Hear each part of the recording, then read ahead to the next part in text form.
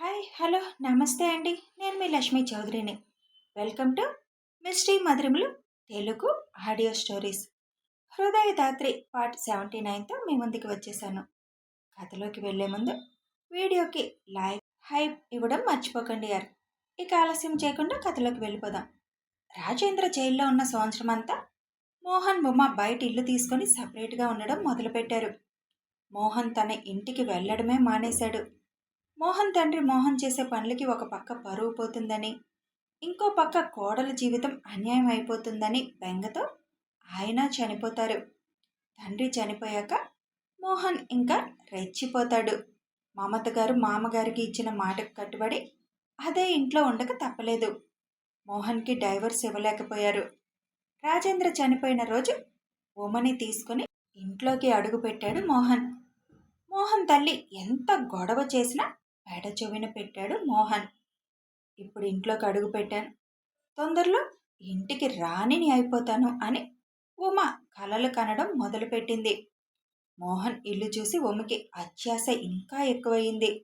ఎలాగైనా మమతని ఇంట్లో నుంచి బయటికి గెండి తను ఆ ఇంటికి మహారాణి అవ్వాలని ఆశపడడం మొదలుపెట్టింది.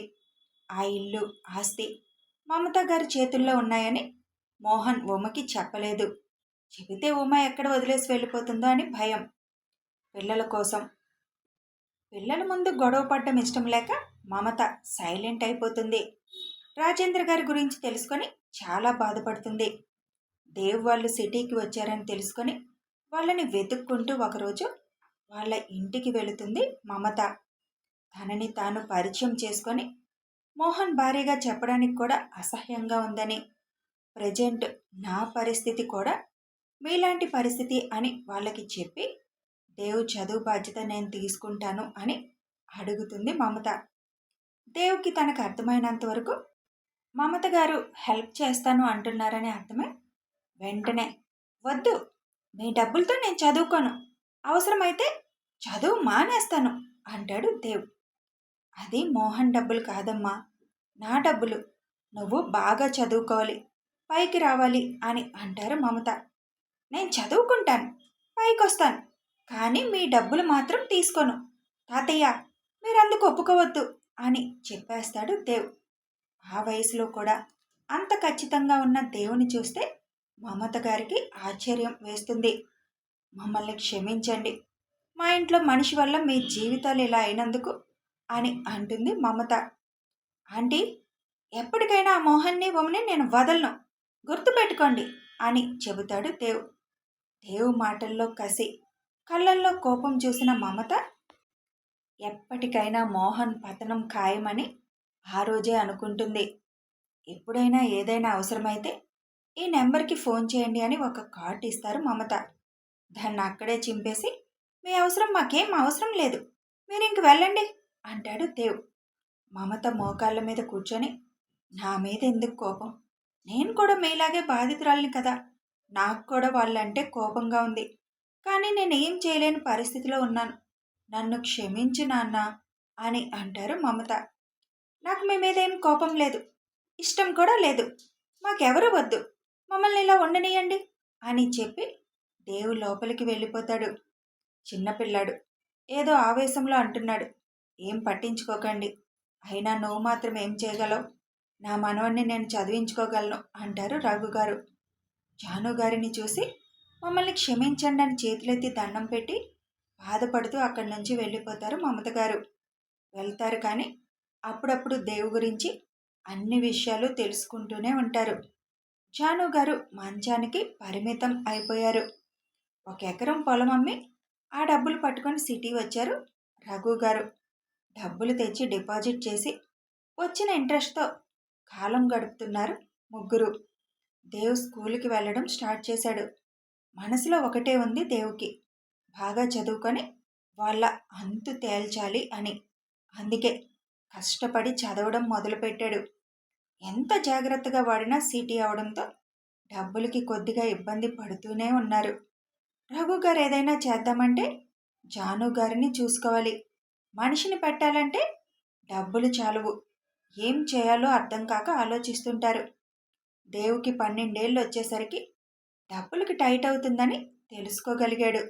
అందుకే దేవ్ ఒక హోటల్లో వర్క్ చేయడానికి రెడీ అయిపోయాడు. దేవ్ బాగా తెలివిగా చదువుతూ ఉండడంతో స్కూల్లో పర్మిషన్ అడిగి మధ్యాహ్నం పూట వెళ్ళిపోవడం స్టార్ట్ చేశాడు. మధ్యాహ్నం 1 గంట నుంచి సాయంత్రం 6 గంటల వరకు హోటల్లో పనిచేయడానికి కుదుర్చుకున్నాడు దేవ్. చిన్నపిల్లాడు చెప్పినట్టు వింటాడు అని ఆ యజమాని కూడా దేవుని పనిలో పెట్టుకోవడానికి రెడీ అయిపోయాడు. దేవ్ పని ఎంగిలి ప్లేట్స్ తీయడం. ఆ వయసులో ఏ మాత్రం బాధపడకుండా దేవ్ పని చేయడం మొదలుపెట్టాడు. మళ్ళీ స్కూల్ టైంకి స్కూల్ దగ్గరికి వచ్చేస్తాడు దేవ్. రఘు గారికి అనుమానం రాకుండా జాగ్రత్త పడతాడు. నెల రోజులు చేశాక జీతం పట్టుకొని ఇంటికి వెళ్తాడు దేవ్. వాళ్ళ తాతయ్య చేతికి డబ్బులిస్తాడు. ఇవి వాడండి తాతయ్య ఇంట్లోకి అని చెబుతాడు దేవ్. ఇంత డబ్బు నీకెక్కడిది అని అడుగుతారు రఘు గారు. నేనొక హోటల్లో పనిచేస్తున్నాను తాతయ్య. మధ్యాహ్నం 1 గంట నుంచి సాయంత్రం 5:30 వరకు చేస్తున్నాను. ఆ జీతమే ఇది అని చెబుతాడు దేవ్. హోటల్లో పనిచేస్తున్నావా? ఎందుకు దేవ్? నువ్వు బాగా చదువుకోనన్నా, ఈ పనులు నీకెందుకు అని అంటారు రఘు గారు. ఏం పర్లేదు, నేను బాగానే చదువుకుంటున్నాను. మనకు సరిపోవట్లేదు కదా. నువ్వు నాయనమ్మని చూసుకోవాలి. నేనేం తప్పు చేయట్లేదు కదా. పని చేస్తున్నాను, జీతం వస్తుంది. ఇప్పుడు కష్టపడితే తర్వాత మనకి ఏ కష్టం ఉండదని నాన్న ఎప్పుడూ చెబుతూ ఉండేవాళ్ళు.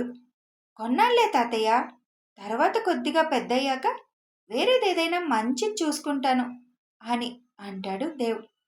మనవణ్ణి హత్తుకొని, నువ్వు బంగారం నాన్న, నువ్వు రాజులాగా బతకాలి ఎప్పటికైనా అని అంటారు రఘు గారు. నేను పెద్దయ్యాక కింగ్లాగే ఉంటాను తాతయ్య, మీరేం కంగారు పడకండి. ముందు నాయనమ్మకి బాగవ్వాలి, మంచి డాక్టర్కి చూపించండి అంటాడు దేవ్. దేవ్ 10th వచ్చేసరికి జాను గారిలో మార్పు స్టార్ట్ అవుతుంది. నెమ్మదిగా వాస్తవానికి అలవాటు పడి మనవడి కోసం మామూలు అవుతారు జాను గారు. దేవ్ 10thలో డిస్ట్రిక్ట్ లెవెల్లో ర్యాంకు తెచ్చుకోవడంతో స్కాలర్షిప్ మీద మంచి కాలేజీలో సీట్ వస్తుంది. పగలు కాలేజీ, సాయంత్రం ట్యూషన్స్ చెప్పడం మొదలు పెడతాడు దేవ్. ఇంటర్ అయిపోగానే బీటెక్లో జాయిన్ అయి ఫస్ట్ ఇయర్ అయిపోగానే తనకున్న తెలివితేటలతో ఒక చిన్న స్టార్టప్ కంపెనీలో చిన్న జాబ్ కొడతాడు దేవ్. కష్టపడి బీటెక్ అయిపోయాక స్కాలర్షిప్ మీద ఎంఎస్ చేయడానికి ఫారిన్ వెళ్తాడు. చదువంతా అయిపోయాక తన ఆశయం కోసం కంపెనీ స్టార్ట్ చేస్తాడు. ఇంటర్కి వచ్చిన దగ్గర నుంచి మోహన్ ప్రతి కదలిక గమనించడం మొదలుపెట్టాడు దేవ్. మోహన్ విషయాలన్నీ తెలుసుకుంటాడు. 1 సంవత్సరంలోనే కంపెనీ రేయి పగలు కష్టపడి మంచి పొజిషన్కి తీసుకొస్తాడు దేవ్. ప్రస్తుతం అది జరిగింది దాత్రి అని చెప్పడం ముగిస్తాడు దేవ్. అప్పటికే భువి కళ్ళమ్మట నీళ్లు కారుతూ ఉంటాయి. అమ్మ జయ, జరిగిందది. ఆ ఉమ ఇప్పటికీ ఆ మోహన్తో కలిసే ఉంటుంది. దాని కడుపున పుట్టాడనే కానీ నా మనవడు బంగారం. దాని బుద్ధులు ఒక్కటి కూడా రాలేదు అని అంటారు రఘు గారు. జయ గారు వచ్చి దేవు చేతులు పట్టుకొని, వాళ్ళని ఇంకా ఎందుకు వదిలేశావు? ఇప్పుడు నీ దగ్గర డబ్బు ఉంది. ఏ డబ్బు చూసుకొని వాళ్ళంతా విర్రవీగారో ఆ డబ్బు ఇప్పుడు నీ దగ్గర ఉంది కదా. వాళ్ళని ఇంకా ఎందుకు మరి వదిలేశావు? నువ్వు వాళ్ళని చంపేసినా నాకేం అభ్యంతరం లేదు.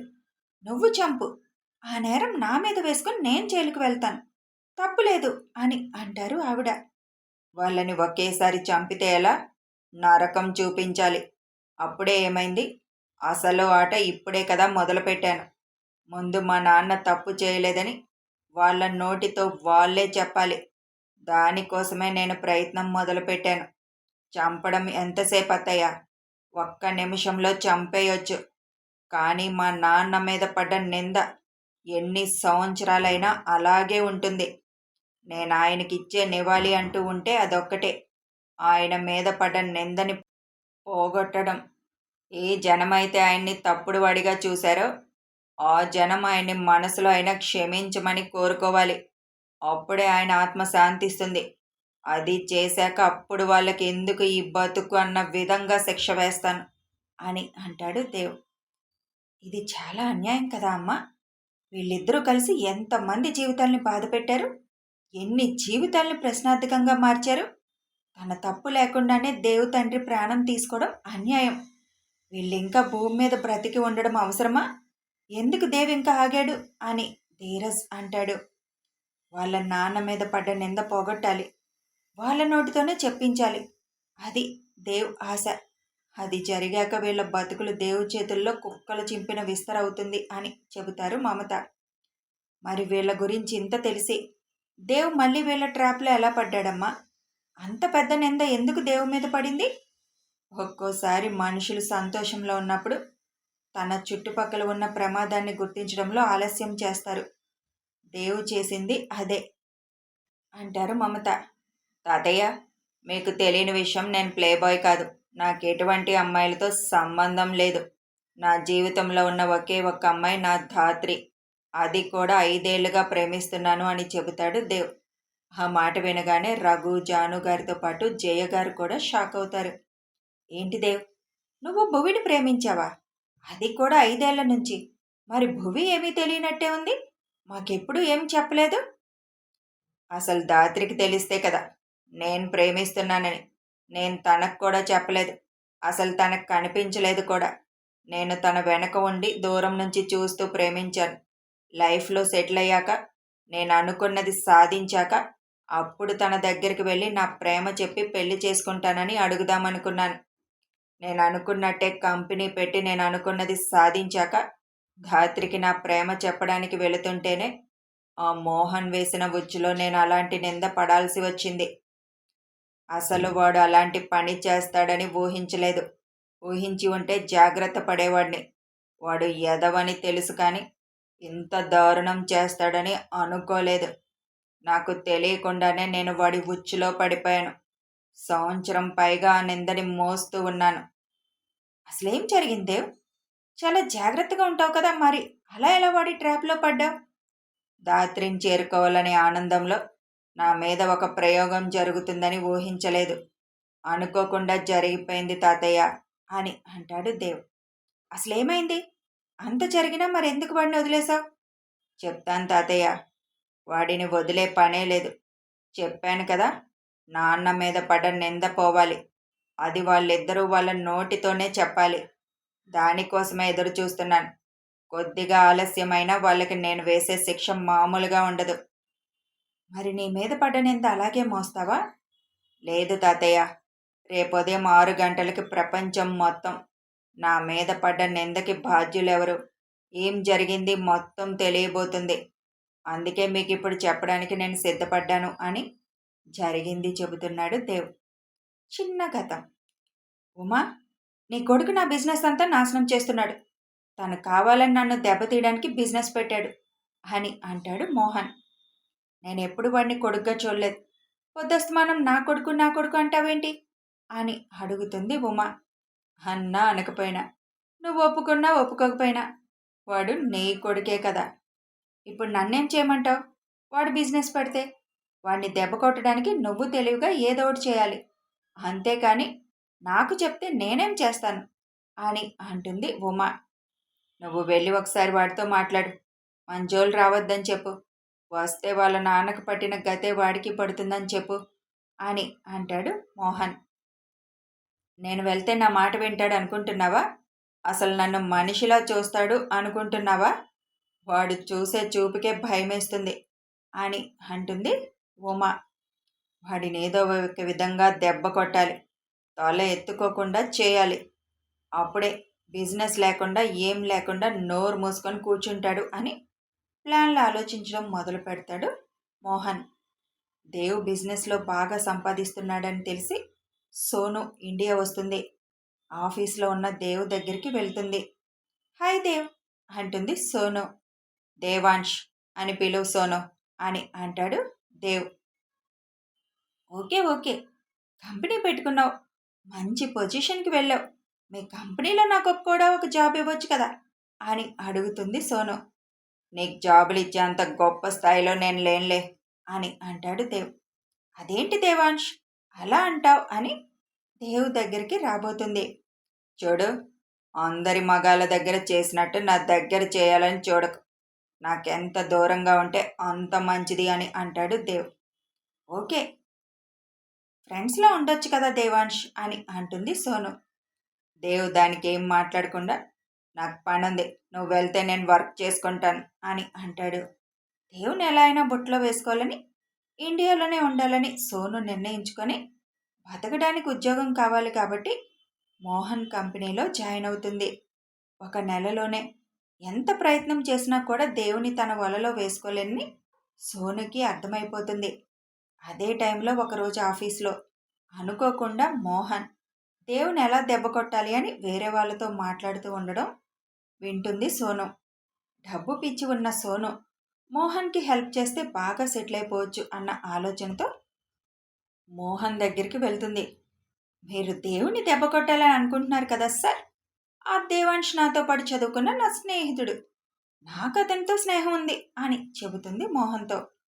నేనెప్పుడు అతన్ని దెబ్బ కొట్టాలనుకుంటున్నాను, అలాంటిదేం లేదు, నువ్వు నీ పని చూసుకో వెళ్ళి అని అంటాడు మోహన్. చూడండి సార్, ఆ దేవాంశ్ చుట్టూ తిరిగి తిరిగి విసుగు వచ్చి ఇప్పుడు అతని మీద ఎలా అయినా నా రివెంజ్ తీర్చుకోవాలి అనుకుంటున్నాను. శత్రువు మిత్రులవుతారంటారు. మీకు అతని పతనం కావాలి, నాకు అతని పతనం కావాలి, మీ ఇష్టం అని అంటుంది సోను. నువ్వెందుకు అతన్ని దెబ్బ కొట్టాలనుకుంటున్నావు అని అడుగుతాడు మోహన్. ప్రేమ అంటూ అతని చుట్టూ తిరుగుతున్నాను, కానీ నన్ను లెక్క కూడా చేయడం లేదు. కనీసం అతని కంపెనీలో జాబ్ ఇవ్వమంటే అది కూడా ఇవ్వలేదు. అందుకే ఎలా అయినా తనని దెబ్బ కొట్టాలని అనుకుంటున్నాను. నీకేం తక్కువ, నిన్నెందుకు వద్దన్నాడు అని అడుగుతాడు మోహన్. అతను అమ్మాయిలకి దూరంగా ఉంటాడు. ఈ ప్రేమలు దోమలు, ఆడవాళ్ళతో అఫైర్స్ ఇలాంటివేమీ అతనికి నచ్చవు అని అంటుంది సోను. సరే, తర్వాత మాట్లాడతాను, వెళ్ళి వర్క్ చూసుకో అని సోనుని పంపించి, ఆడవాళ్ళంటే దూరంగా ఉంటాడా, అయితే అదే ఆడవాళ్ళ ద్వారా తలెత్తుకోకుండా చేస్తే అని ఆలోచన మొదలు పెడతాడు మోహన్. వాడి క్యారెక్టర్ మీద దెబ్బ కొడితే వాడు తలెత్తుకోలేక బిజినెస్ అన్నీ వదిలేసిపోతాడు అని ఏం చేయాలని ఒక ప్లాన్ చేయడం మొదలు పెడతాడు. తన వెనక ఇలాంటి ఒక ప్లాన్ వేస్తున్నారని తెలియని దేవ్ తన పని తను చేసుకుంటూ పోతున్నాడు. కథ కొనసాగుతుంది. మరి దేవుని దెబ్బ కొట్టాలని అసలు వాళ్ళు ఏం చేశారు, ఇప్పుడు ప్రపంచానికి ఎలా చేయాలనుకుంటున్నాడు తెలియాలి అంటే కథని ఫాలో అయిపోండి. వీడియో నచ్చితే ఒక లైక్ చేయండి, షేర్ చేయండి, కామెంట్స్ రూపంలో మీ అభిప్రాయం తెలియజేయండి. సబ్స్క్రైబ్ చేసుకొని ఛానల్ సపోర్ట్ చేయండి. Thanks for watching.